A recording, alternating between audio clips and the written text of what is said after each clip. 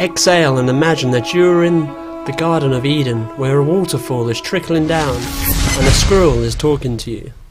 It's very odd music, isn't it? Very plinky plonky, kind of like the music that you would have in a massage parlour until the police boot down the door and then you find out that the Asian girl that's rubbing you down doesn't have a visa. But hey, you know, hard times. Anyway, it's Murder Toys here, and we are playing Rocket Knights on Xbox Live Arcade.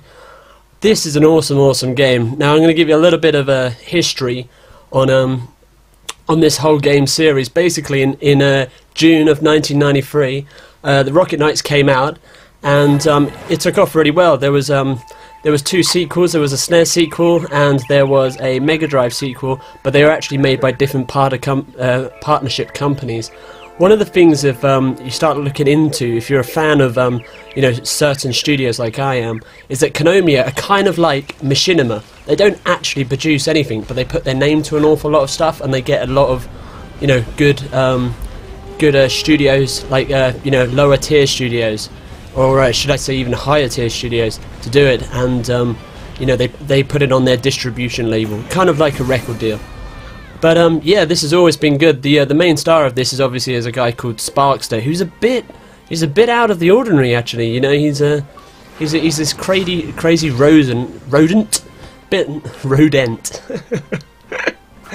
I'm gonna take some pronunciation classes after this, after I sort all that stuff out with the Asian hooker in the massage parlor. Anyway, so yeah, this game is just awesome. It's the original, like I said, came out in '93, and it was very much like a scrolling platformer, and it was considered extremely hard and a really funny, like a little bit of knowledge.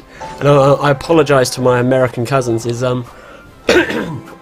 you guys couldn't handle even the normal setting on the original game. I was reading up about it, and you know, there's us guys and the Japs. You know, we were the hardcore people. We had normal, hard, very hard, crazy, insane.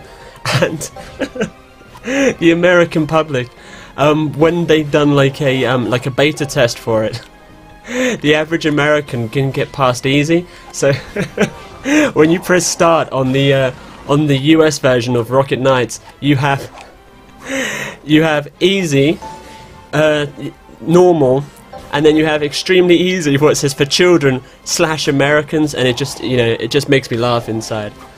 But everything about this, the controls is really good. I particularly found this awesome because I'm playing it on the Street Fighter Tournament Edition stick. It's a very good stick. It's a £150 stick, so what's that, $200 in America or so? Well, I think they go for $200 now or so.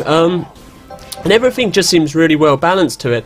A lot of the times when I've been playing retro games lately, they coherently have retro game problems. You know, like a sprite would be really funny, or there was no way that you could actually do something. But it's a modern take on an old game that came out, you know, nearly coming up 17 years or so. But it's just awesome, and the actual the sound effects and the whole the screenplay for it, in the way of the story and the excuse me, the frames per second is just awesome. If you remember this, it was very much a mixture of different types of gameplay. It went from this side-scrolling stuff to actually very much like R-type, you know, gameplay. What was pretty awesome, actually. Look at this. I was meant to do that. Look how cool this looks. So yeah, this turns out it's 1,200 points, and I actually think it's better than you know, Modern Warfare 2 map pack. And you're thinking, I know you're tripping. What the hell, Murder Toys? You know, what are you going to get this game for? But trust me, this game is the shit. You need to buy this game if you have some spare points, you know.